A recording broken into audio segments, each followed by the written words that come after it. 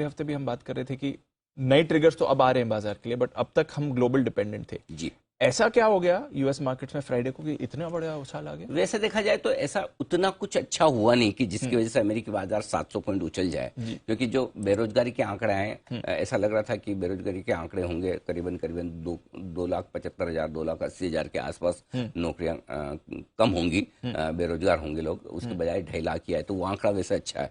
ऐसा देखा जाए तो वो आंकड़ा इस लिहाज से अच्छा नहीं कि इसका मतलब अभी भी नौकरियां तो मिल रही है, हाँ, राइट, तो फिर चिंता की क्या बात है। कायदे से अगर नौकरियां जुड़ रही हैं तो और जो जुड़ने वाली भी 2 लाख का अनुमान था, 2.25 लाख के आसपास जुड़ी है।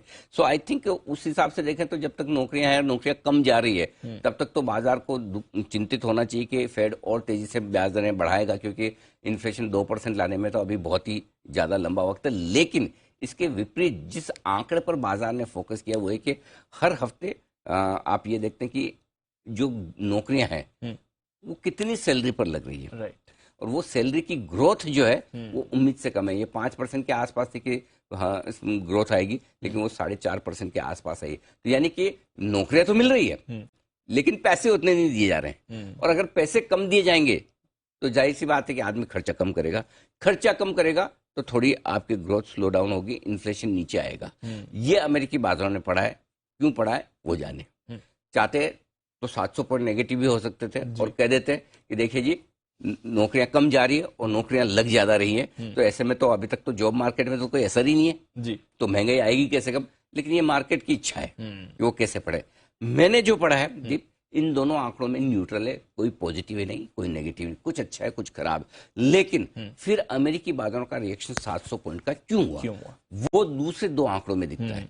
पहला बॉन्ड यील्ड तेजी से घटे हैं, और बॉन्ड यील्ड तेजी से घटकर अगर आपके लिए 3.5% के आसपास आते हैं, जो कि 4% से 3.5% के आसपास आ गए हैं लौट कर, ये एक बहुत अच्छा संकेत है। तो अल्टीमेटली ब्याज दरें घट रही नहीं घट रही है, ये अंदाजा आप में लगाएं या किसी आंकड़े को देखें, उससे फर्क नहीं पड़ता।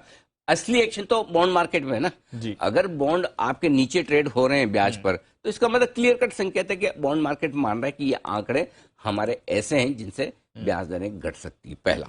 दूसरा, 1% के आसपास की कमी आपकी डॉलर इंडेक्स में आती हुई दिखी है। 105 के आसपास पहुंचा था 4 हफ्तों की ऊंचाइयों पर, घटकर 104 के नीचे आ गया। तो जैसे ये ना वो डॉलर बढ़ता है ना, डॉलर इंडेक्स, वो दुख दुख होने लगती है, हाँ। और बहुत डर लगता है। मतलब डॉलर इंडेक्स बढ़ने का मतलब है कि कमोडिटी की ऐसी तैसी, बिल्कुल इक्विटी मार्केट की ऐसी तैसी, तो जैसे ही डॉलर इंडेक्स नीचे आता ना, रिलीफ आती है। सो दोनों ये चीजें, मुझे लगता है कि मार्केट का रिएक्शन इन दोनों चीजों पे ज्यादा है। नहीं तो 700 पॉइंट नहीं बढ़ सकते आप, करेक्ट। ऊपर से डॉलर, ऊपर से डाउ फ्यूचर्स भी आपके अभी भी मजबूती दिख रहा है। सो आई थिंक अमेरिका में जो मजबूती हुई है, अच्छी बात यह दीप कि सारे फैक्टर्स मजबूत हुए हैं, न सिर्फ डाउ मजबूत हुआ, राइट, बल्कि आपका डॉलर इंडेक्स भी नीचे आया, वो भी अच्छा है, बिल्कुल। आपके बॉन्ड यील्ड्स नीचे आए, बिल्कुल, और आपके कमोडिटीज कॉपर वगैरह के प्राइसेस बढ़कर, एल्यूमिनियम के प्राइसेस बढ़कर आए। सो आई थिंक ओवरऑल जो रिएक्शन था अमेरिकी बाजारों का, और मैं तो एक ही चीज कहूंगा दीप, सबसे बड़ी चीज जो है, अमेरिकी बाजार भी हल्के हैं, ओवरसोल्ड टाइप है। सो बढ़ने के लिए भी बहाना चाहिए, घटने के लिए तो कोई बहाना चाहिए नहीं कि आपको पता है रेसेशन है, ब्याज दरें, ये वो 50 चीजें आपके पास में घटने के लिए, बढ़ने के लिए कुछ तो चाहिए ना। वो बहाना अमेरिका को मिला है शुक्रवार को, उस वजह से बढ़े। अब आप ये सोच सकते हैं कि भाई हमने तो सोचा नहीं था ऐसा इतना बढ़ जाएगा, तो हमने क्या, किसी ने नहीं सोचा था। डाउ फ्यूचर्स मुश्किल से निशान में ट्रेड कर रहे थे हमारे बाजारों, मतलब मेरे ख्याल से 15 पॉइंट कुछ ऊपर थे डाउ फ्यूचर्स शुक्रवार को। 15 पॉइंट डाउ फ्यूचर कहाँ 700 पॉइंट। सो इसलिए आपको याद होगा, आप तो दीप छुट्टी पे, अच्छा हुआ आपने फ्राइडे छुट्टी ले लिया ना, बहुत अच्छा बढ़िया किया, अच्छा दिन चूज। मालूम है क्यों?